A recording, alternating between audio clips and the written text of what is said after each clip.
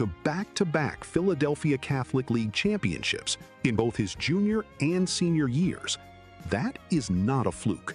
That is a young man bending entire seasons to his will, 2 years running, in one of the toughest basketball cities in America. And the national honors came rolling in right behind him. According to national prep records from the year 2000, Griffin was named Parade's National Player of the Year, and he was selected to the McDonald's All-American team, the short list of the best high school players in the entire country. That is rare air. That is the kind of resume that puts a teenager on a path straight toward the NBA before he can legally vote. But here is the truth this story asks you to sit with from the very beginning. The gift was real. The shadow was real too. And the shadow traveled with him everywhere he went. Because before he could even finish high school the normal way, a fight with a teammate forced him out of the building, and that pattern would follow him for the rest of his life. It is one thing to read about a player's talent. It is another thing to read the first warning sign written right next to it. And with Eddie Griffin, that warning sign showed up early enough that it sits in the biographical record beside all those championships and honors. According to biographical sports records, Griffin finished his senior year through correspondence courses after fighting with a teammate. Stop and think about what that means. Here is a young man so gifted that he was the best high school player in the country on paper, and yet he was completing his final year of school from a distance, away from the building, because conflict had boiled over. The talent was in one column. The trouble was in another, and even then, you could see the two columns refusing to line up. We are going to handle this carefully, because Griffin was a teenager, and a teenager who could not always control his temper is still a kid trying to grow up under enormous pressure. But honesty matters here. This was not a one-time slip that got blown out of proportion. This was the first documented chapter in a pattern of conflict, a pattern that kept showing up again and again, no matter how high the basketball lifted him. And yet here is the part that tells you just how special the talent really was. The fight did not scare off the recruiters, not even close. According to recruiting coverage from that period, in the year 2000, Griffin remained a top national college prospect despite the incident. The colleges still came calling. The big programs still wanted him. Because when you are 6'9" with that kind of upside, people will look past a lot. They will tell themselves the talent will win out, that maturity will catch up, that the young man just needs the right place. He chose Seton Hall, and for one explosive season, it looked like the talent would finally outshine everything else. For one winter, Eddie Griffin made everybody who believed in him look like a genius. He arrived at Seton Hall University as a freshman, and he played like a young man who'd been waiting his whole life for the bigger stage. He did not ease in. He erupted. According to college basketball statistics from the 2000 to 2001 season, Griffin averaged 17.8 points, 10.7 rebounds, and 4.4 blocks per game. Read those numbers again, because that block total is the one that makes scouts lose their minds. 4.4 blocks a game from a freshman is not just good, that is a defensive anchor. That is a young man erasing shots at the rim like he owned the airspace above the paint. Add nearly 11 rebounds and almost 18 points a night, and you are looking at one of the most complete freshman seasons in the country. According to the Sporting News and the USBWA, Griffin was named the nation's Freshman of the Year in 2001. Not one of the best freshmen, the best. Top of the entire class in a country full of future pros. This is the part of the story where the dream felt within reach. The defensive instincts, the timing, The way he could protect the rim and still run the floor. That was the package that made NBA scouts start whispering about a top draft pick. They could see the ceiling. They could practically taste it. A 6'9" shot blocker who could score and rebound at that age is exactly the kind of player a franchise builds around for a decade. For a few months, the basketball was so loud, it almost drowned out everything else. Almost. Then, in January, it all came apart again. Another teammate, another altercation, and an exit nobody saw coming so soon. The same shadow that pushed him out of high school caught up to him in college, and it caught up to him fast. The freshman of the year, the future lottery pick, the player everybody wanted. His college career lasted exactly one season. According to major sports media reports from January 2001, Griffin left Seton Hall after his freshman year following an altercation with a teammate under what was described as acrimonious circumstances. That word matters. Acrimonious. This was not a quiet, friendly goodbye. This was bitter. This was tense. And it ended a college run that was supposed to last 2 or 3 brilliant years before he turned pro.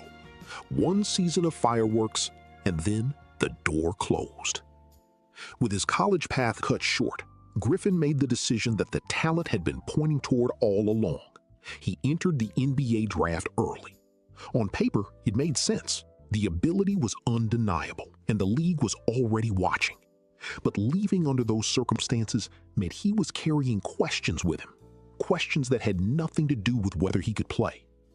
And then, in the middle of all of it, life landed a blow that had nothing to do with basketball at all. According to biographical records, shortly before the draft, Griffin's half-brother, Marvin Powell, passed away of a heart condition. Picture the weight of that. A young man on the edge of the biggest moment of his career, the moment he had worked toward his entire life, and he was grieving a brother at the same time. Heartbreak stacked right on top of a turning point, with the whole world watching to see where his name would be called. On draft night, his name was supposed to be called early, but questions about his attitude were already costing him millions. Draft night is supposed to be the payoff, the night the work and the talent finally turn into a name, a team, and a contract. For Eddie Griffin, it was all of that, but it came with a slide, and that slide told you exactly how nervous the league had become. By talent alone, Griffin had the profile of a player who could go near the very top of the draft. The size, the shot blocking, the freshman explosion, it all pointed toward an early call. But the conflicts followed him into that room, the way they followed him everywhere. The questions about his attitude, the high school incident, the bitter exit from Seton Hall, all of it weighed on teams who knew the ability was special, but worried about everything around it. And so he fell. According to NBA draft records from 2001, Griffin was selected 7th overall by the New Jersey Nets. But he never wore that jersey. Almost immediately, the Nets traded his rights to the Houston Rockets. According to transaction records from 2001, the deal sent Jason Collins, Brandon Armstrong, and Richard Jefferson to New Jersey in exchange for Griffin's rights. Think about that trade for a second. The Nets were willing to move a package of players to land him, and they were willing to flip him just as fast. That is what a high upside, high risk prospect does to a draft board. Everybody wants the talent, and everybody is calculating the risk at the very same time. So the kid from Philadelphia, the one the city couldn't stop talking about, was headed to Houston. New city, new team, a fresh start in a place that was betting on his ceiling and hoping the trouble had been left behind in Philly and New Jersey. In Houston, for a while, it looked like the doubters had it wrong. When a player slides on draft night because of doubts, there is only one way to answer those doubts. You go out and play. And in his first NBA season, Eddie Griffin did exactly that. He walked into a grown man's league as a teenager, fresh out of one college season, and instead of getting swallowed up, he held his ground. According to NBA statistics from the 2001-2002 season, Griffin played 73 games for the Houston Rockets and averaged 8.8 points, 5.7 rebounds, and 1.84 blocks per game. Those are solid rookie numbers across the board, but it is that block number that really tells the story. He ranked 13th in the entire league in blocks that season. 13th. Among every shot blocker in the NBA, veterans, all-stars, established big men who had been protecting the rim for years, this rookie sat right there in the top 13. That is the moment the scouting reports came alive. The same instincts that made him special in high school and college translated immediately to the pro game. He could read a play developing, time his jump, and erase a shot at the rim like he had been doing it for a decade. For a young team trying to build something, that kind of defensive presence is gold. You can teach a lot of things. You cannot teach a 6'9" kid how to swallow up the paint. The recognition followed. According to NBA records from 2002, Griffin was named to the NBA All-Rookie Second Team, official league honors confirming that the talent everyone whispered about was real and already producing at the highest level. For one season, the picture was clean. The risk looked worth it. Houston looked smart. He backed it up with a solid second season. But off the court, by his own account and according to reports, something heavier was taking hold. The second year is where the league finds out if you were a flash or a foundation. And on the court, Eddie Griffin answered that question the right way. He did not fade. He grew into a bigger role. According to NBA statistics from the 2002-2003 season, Griffin averaged 8.6 points, 6.0 rebounds, and 1.44 blocks across 77 games. And this time he was a starter, 66 starts on the year. That is a real jump in responsibility. Coaches do not hand a young player 66 starts unless they trust him to do a job night after night. The rebounding ticked up, the production held steady, and on paper, this was a young big man settling into a dependable NBA career. But here is where the story turns quiet and dark at the same time. Because while the numbers on the court stayed steady, something off the court was building that the box score could never show. According to published biographical sources, Griffin reportedly struggled with a dependency on alcohol, and as time went on, his off-court troubles escalated. We say this carefully, the way it deserves to be said. This was not a headline he chose. This was a battle that public reporting later described as a real and serious struggle, the kind that pulls at a person from the inside while the world only sees the player on the floor. And that is the heartbreaking contrast at the center of these years. In the arena, he looked like a professional doing his job, starting games, blocking shots, putting up steady numbers. Away from the arena, the weight was growing heavier. Quietly behind the scenes, where the cameras and the stat sheets never reached. That kind of storm does not stay quiet forever. Sooner or later, it shows up where everyone can see it. And for Griffin, the breaking point came fast.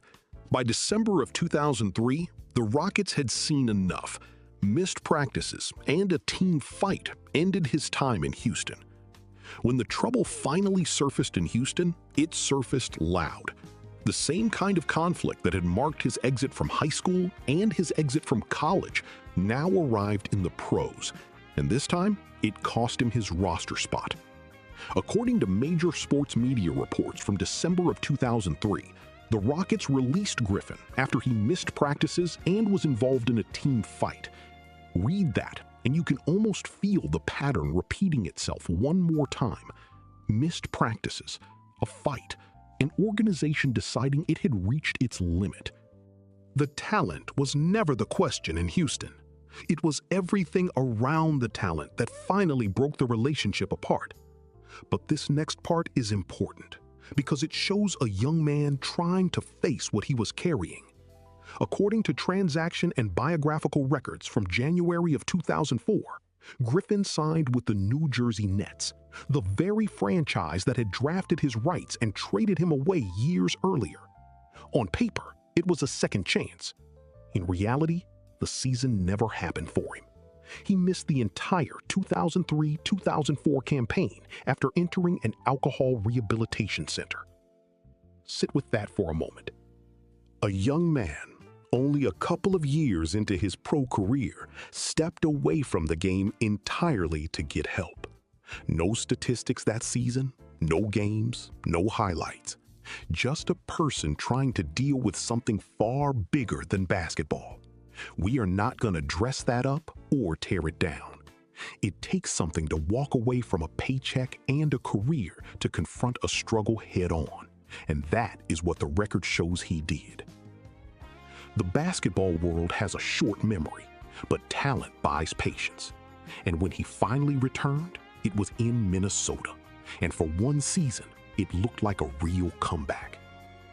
Everybody loves a comeback, and for a while, Minnesota gave Eddie Griffin a real one. After a full year away from the game, after the release in Houston and the lost season, he got the thing every struggling player hopes for. Another door opened by a team willing to take the chance.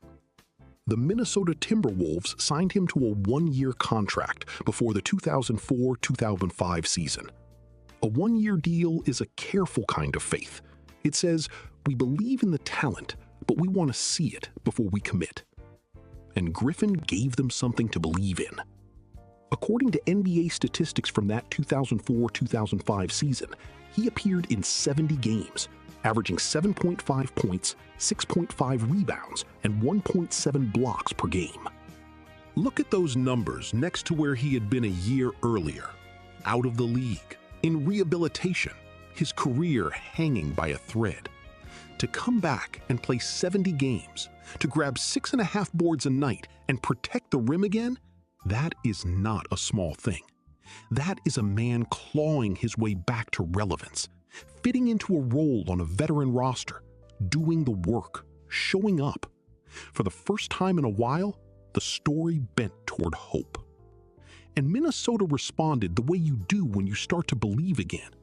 According to transaction records from 2005, the Timberwolves re-signed Griffin to a 3-year contract with a player option in the 3rd year, starting in the 2005-2006 season. That is a real investment. That is an organization saying the comeback was no fluke, that they saw a future worth paying for. For a moment, it looked like the talent had finally won, like the kid Philly couldn't stop talking about had grown into a steady professional. But the same shadow was still there, waiting in the quiet, and the next season would pull the two halves of his life in completely opposite directions. Some seasons tell two stories at once, and the two stories refuse to agree. That is exactly what happened to Eddie Griffin in his first year under that new 3-year deal.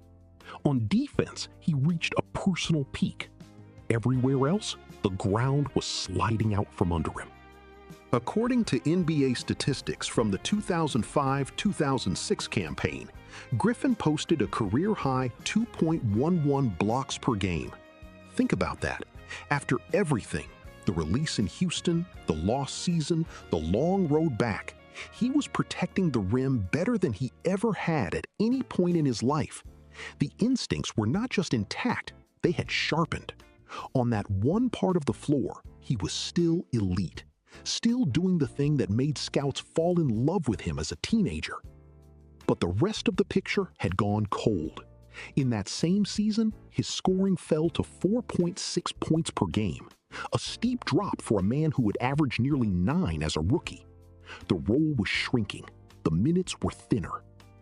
He was becoming a specialist, a defensive piece, instead of the building block Minnesota had paid for. And when a player's job gets that narrow that fast, it usually means his standing inside the organization is slipping too.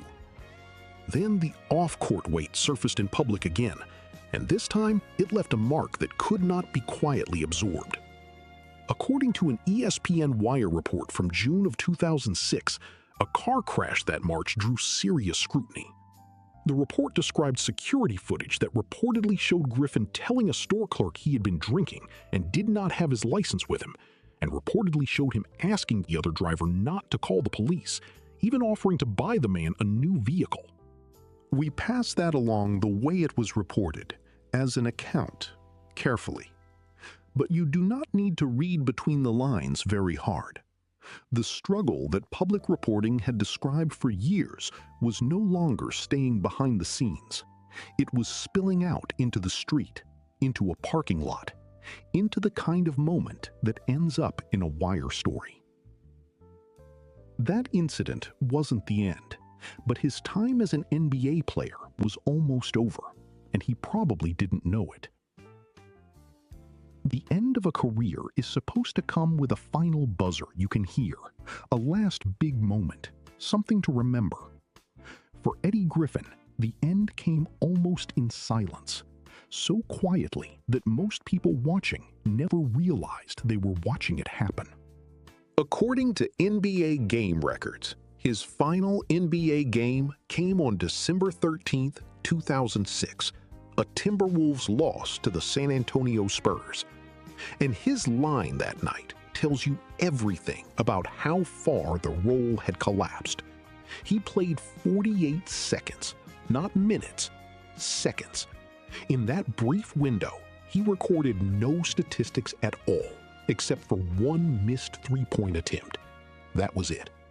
The last time Eddie Griffin stepped onto an NBA floor, he was out there for under a minute, took one shot, missed it, and walked off. No one circled that date. No one knew it was the last one. The formal goodbye came a few months later.